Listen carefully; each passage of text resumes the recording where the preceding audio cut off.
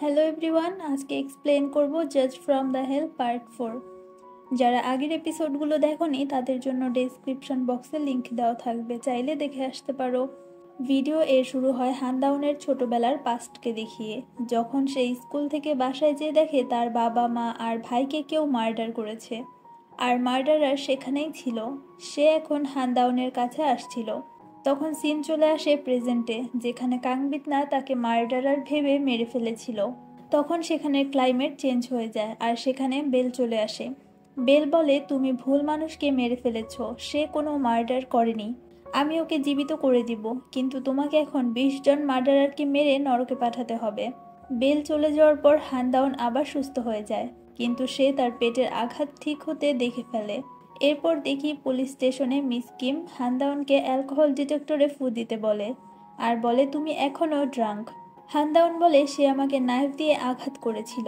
Officer বলে আপনি কোনো ভুল করেননি, তাহলে হ্যান্ডক্রাফট পড়াতে কেন বাধা দেননি? কাংবিতনা বলে আমি ভেবেছি হানদাউন এটা পছন্দ করে। অফিসার বিতনাকে ছেড়ে দেয়। এরপর দেখি গুমান বলছিল 10 জনই অনেক ছিল, এখন 20 জনকে মারতে হবে। মারার আগে তোমার শিওর হয়ে নেওয়া উচিত। তখন সেখানে ওয়েট্রেস আসে আর বলে তুমি আমাকে চিনতে পেরেছো, আমি আরং। তোমার জন্য আমি সেই ইনোসেন্ট মেয়েকে পানিশমেন্ট করেছি, যার জন্য আমার এখন এখানে থাকতে হচ্ছে।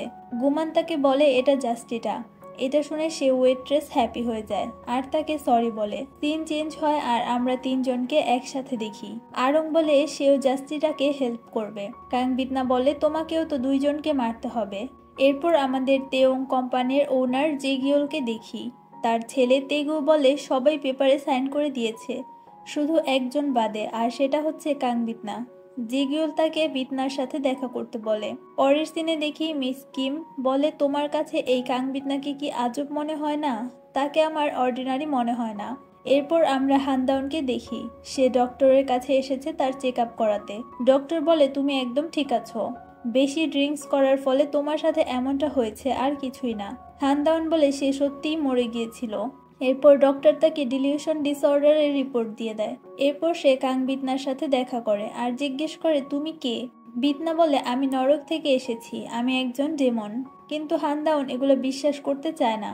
বিতনা তাকে তার ম্যাজিক্যাল নাইফ দেখায় আর বলে তুমি সকালে সত্যিই মরে গিয়েছিলে।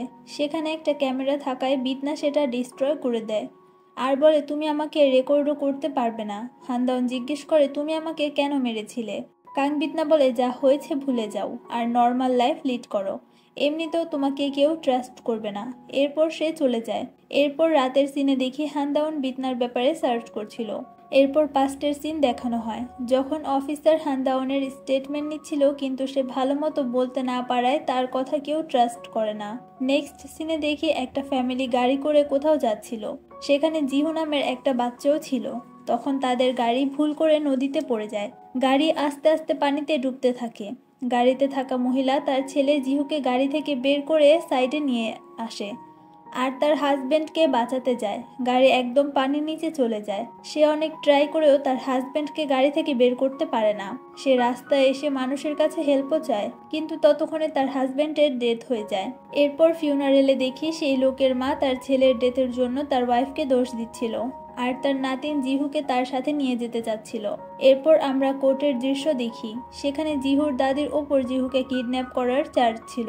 জিহুর দাদি কোর্টে ঝগড়া শুরু করে দেয়, তাই বিতনা তাকে কোর্ট থেকে বের করে দিতে বলে। যেতে যেতে সে জিহুর আম্মুকে বলছিল তোর জন্য আমার ছেলের ডেথ হয়েছে, তুই আমার ছেলেকে মেরে ফেলেছিস টাকার জন্য। এইটা শুনে বিতনা একটু ইন্টারেস্টেড হয় আর স্মাইল করতে লাগে। হানদাউন তার স্মাইল নোটিস করে ফেলে। কাংবিতনা তার অফিসে যেয়ে জিহুর আম্মুকে মিররে দেখতে লাগে। গুমান বলে ওকে দেখে মনে হয় না ও এমনটা করতে পারবে। তখন ডিটেকটিভ হানদাউনের কল আসে, সে তার কল কাট করে দেয়। তখন সে বাইরে থেকে হানদাউনের সাউন্ড শুনতে পায় আর সেই মাইক নিয়ে বলছিল জাজ কাংবিতনার সাথে যেন সে একটু কথা বলতে পারে। বিতনা নিচে যেয়ে বলে আমি তোমাকে মানা করেছিলাম না আমার রাস্তায় না আসতে? হানদাউন বলে আমি তোমাকে কতগুলা কল করেছি। বিতনা বলে তুমি কি ভুলে গিয়েছো আমি তোমার কি করেছিলাম? হানদাউন বলে ভুলিনি, কিন্তু জানতে চাই তুমি এমনটা কেন করেছিলে। এইসব বিতনার অফিসের লোক দূর থেকে দেখছিল, কিন্তু তারা তো অন্য কিছুই ভাবছিল। বিতনার রেগে সেখান থেকে চলে যায়। এরপর সিন শিফট হয়, জিহুর আম্মুকে দেখি, যে একজন প্রাইমারি টিচার। তখন সেখানে বিতনা আসে তার সাথে কথা বলতে। এরপর তাদেরকে প্লেগ্রাউন্ডে দেখি।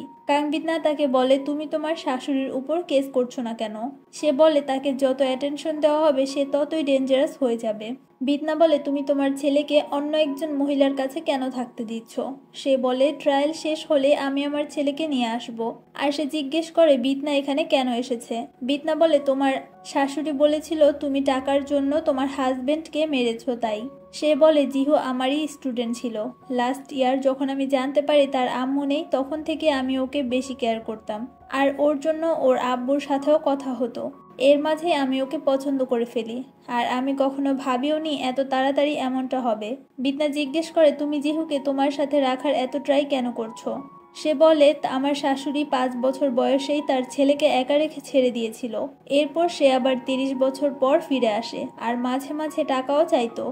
আর এখন আমার হাজবেন্ডের ডেথ হওয়ার পর সে জিহুর মাধ্যমে ইন্স্যুরেন্সের টাকাও নিতে চাচ্ছে। আমি হয়তো জিহুকে জন্ম দেইনি, কিন্তু সে আমার ছেলে, আর এটা বলে সে কান্না করে। বিতনাকে তার হেল্প করতে বলে।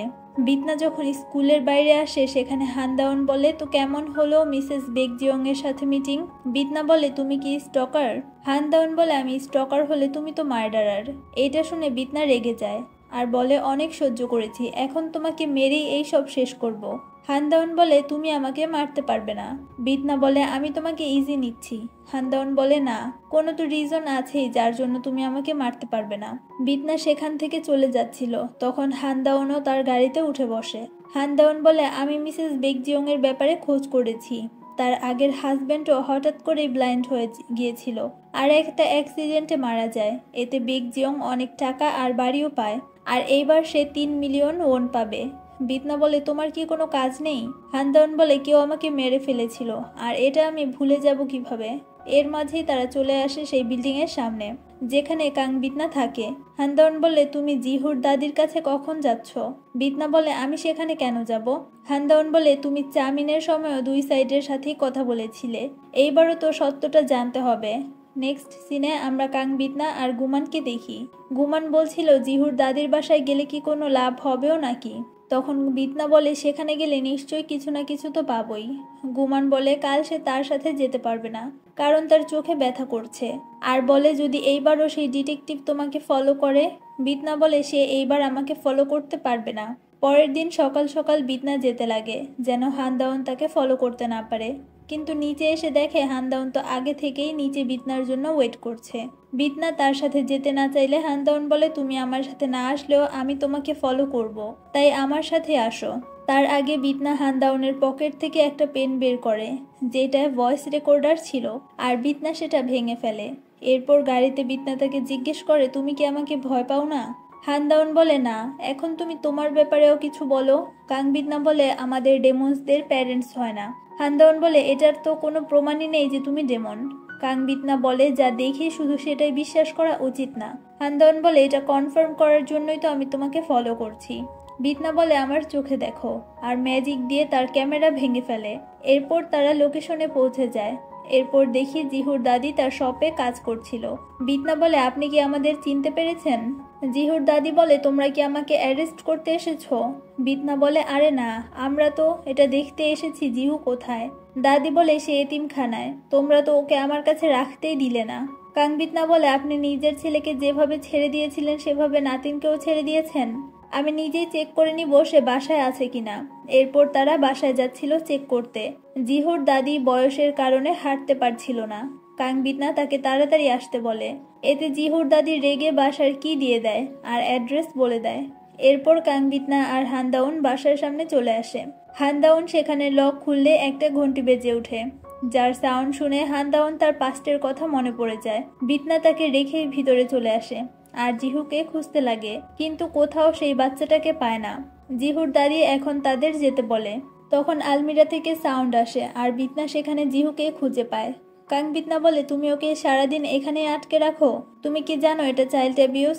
জিহুর দাদি বলে, আমি ভয় পেয়ে গিয়েছিলাম তোমরা তাকে নিয়ে না যাও, তাই কিছুক্ষণের জন্য লুকাতে বলেছিলাম। কাংবিতনা বলে, আমরা বাচ্চার জন্য আসিনি, তুমি যে কোর্টে বলেছিলে সে টাকার জন্য তার হাজবেন্ড আর এক্স হাজবেন্ডকেও মেরে ফেলেছে, তোমার কাছে কি এর কোনো প্রমাণ আছে? সে বলে, আমার কাছে প্রমাণ আছে, আমার ছেলের ফিউনারেলের দিন তাকে আমি অন্য ছেলের সাথে ক্লোজ দেখেছি, আর একদিন আমি তাদের বাসায় গিয়ে দেখি বাড়িতে সব জিনিস ছড়িয়ে ছিটিয়ে আছে। সে জিহুকে 5,000 ওন দিয়ে যায় খাবার খেতে, আর 2 দিন বাসায় আসে না। তাই আমি জিহুকে আমার কাছে নিয়ে এসেছিলাম। বিতনা বলে, এটা কি কোনো প্রমাণ হলো? আর হানদাউনকে বলে, চলো এখান থেকে, এখানে কিছুই পাবো না। হানদাউন জিজ্ঞেস করে, আপনার ছেলের মৃত্যুতে তার কি আরো বেনিফিটস আছে? বিতনা বলে, চলো এখান থেকে। হানদাউন তাকে জিহুর সাথে এক সাইডে পাঠিয়ে দেয়। এরপর আমরা জিহু আর বিতনাকে দেখি। বিতনা বলে, তোমার দাদি এত বদমেজাজি কেন? জিহু বলে, সে অনেক কাইন্ড আর অনেক ভালো।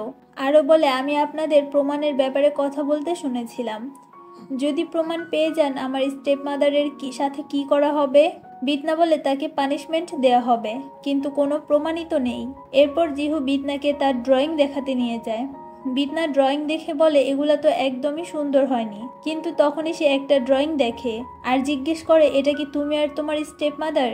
আচ্ছা, তোমার স্টেপ মাদার কি তোমাকে কিছু বলতে মানা করেছে যেটা তুমি আমাদের বলতে চাও? জিহু হ্যাঁ বলে। এরপর আমরা জিহুর দাদিকে দেখি। সে বলে, ওই মহিলা শুধু আমার ছেলের টাকার জন্যই তাকে মেরে ফেলেছে। সে অনেক লোভী। সে টাকার জন্য আমার জিহুকেও হার্ট করবে। আমি ভেবেছিলাম জিহুকে আমার কাছে রাখবো, আর আমার ছেলের সব টাকা দিয়ে জিহুকে সেফ রাখবো। শুধু এই জন্যই আমি এত কিছু করছি। এরপর হানদাউন রুমে যায় আর দেখে কাংবিতনা ফ্লোরে শুয়ে আছে, আর জিহু তার মুখে বালিশ দিয়ে রেখেছে। এটা দেখে হানদাউন ভয় পেয়ে যায়।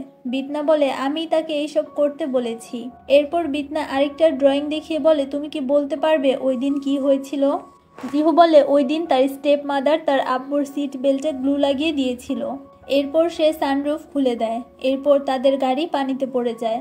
তার স্টেপ মাদার তাকে কিনারায় নিয়ে এসে সানরুফ অফ করে দেয় আর হাসতে লাগে। জিহু তার আব্বুকে বাঁচাতে বলে। তার স্টেপ মাদার বলে, যদি তুমি আমার কথা না শুনো আর কাউকে কিছু বলো তাহলে আমি তোমার দাদিকেও মেরে ফেলবো। এইসব বলে জিহু কান্না করতে লাগে। তারপর তারা দুইজন বাহিরে আসে। বিতনা বলে, প্রথমে তুমি চাইল্ড অ্যাবিউসের রিপোর্ট করো, এরপর মার্ডারের রিপোর্ট। হানদাউন বলে, আমি আমার বেস্ট ট্রাই করব, কিন্তু জিহু যেন ইনভেস্টিগেশনের টাইমে তার স্টেটমেন্ট চেঞ্জ না করে, নয়তো কেউ তার কথা ট্রাস্ট করবে না। কাংবিতনা বলে, আমি ট্রাস্ট করব। তুমি আমায় ইরিটেট করেছো, আমাকে ডিস্টার্বও করেছো, কিন্তু তুমি যদি বাচ্চা হয়ে আমার সাথে মিট করতে, আমি তোমার সব কথা বিশ্বাস করতাম, কারণ বাচ্চারা যতই দুষ্টামি করুক তারা চালাকি করতে পারে না। হানদাউন এইটা শুনে ইমোশনাল হয়ে যায়। এরপর আমরা কোর্টের সিন দেখি। বিতনা কিডন্যাপিং এর কেস বন্ধ করে দেয় আর তাকে ফ্রি করে দেয়। এইটা শুনে জিহুর দাদি অনেক খুশি হয়, কিন্তু বিতনা বলে, আমি বাচ্চার দায়িত্ব চেঞ্জ করতে পারবো না, সে তার স্টেপ মাদারের সাথেই থাকবে। এরপর স্টেপ মাদার জিহুকে নিতে যায়, কিন্তু জিহুর দাদি তাকে ঝগড়া করে সেখান থেকে তাড়িয়ে দেয়। এরপর দেখি জিহুকে তার স্টেপ মাদার নিয়ে যাচ্ছিল আর বলে, তুমি মিথ্যা বলেছ, এর জন্য তুমি শাস্তি তো নিশ্চয়ই পাবে। অন্যদিকে দেখি জিহুর দাদি সেই ড্রিঙ্কসটা খেয়ে অজ্ঞান হয়ে পড়ে আছে। এরপর দেখি জিহু তার স্টেপ মাদার একটা ওয়াশরুমের ভিতরে। সে জিহুকে বলে, আজকে আমরা একটা নিউ গেম খেলবো। অন্যদিকে আমরা কাংবিতনাকে দেখি, যে রেডি হয়ে জিহুর স্টেপ মাদারকে মিররে দেখছিল, যে জিহুকে পানিতে ডুবিয়ে মারার ট্রাই করছিল। এরপর দেখি হানদাউন সেখানে চলে আসে আর দরজা নক করতে লাগে, কিন্তু কেউ দরজা খুলে না। এরপর আমরা জিহুর স্টেপ মাদারকে দেখি, সে মধ্যরাতে একটা রোডে ছিল। তখন সেখানে কাংবিতনা চলে আসে। বিতনা তার নাইফ বের করে আর জিজ্ঞেস করে, জিহু কোথায়? সে বলে, জিহু বাসায় সেফ আছে। কাংবিতনা বলে, ছোটরা মিথ্যা বললে যেমন পানিশমেন্ট দেওয়া হয়, বড়রা মিথ্যা বললেও তাদেরকে পানিশমেন্ট দিতে হয়। আর এই পার্টটা এখানেই শেষ হয়। এক্সপ্লেনেশন ভালো লাগলে অবশ্যই ভিডিওতে একটা লাইক করে দিও। চ্যানেলে নতুন হলে সাবস্ক্রাইব করে পাশে থাকার অনুরোধ রইল। দেখা হচ্ছে নতুন কোনো ভিডিও নিয়ে, ততক্ষণ ভালো থাকো। আল্লাহ হাফেজ।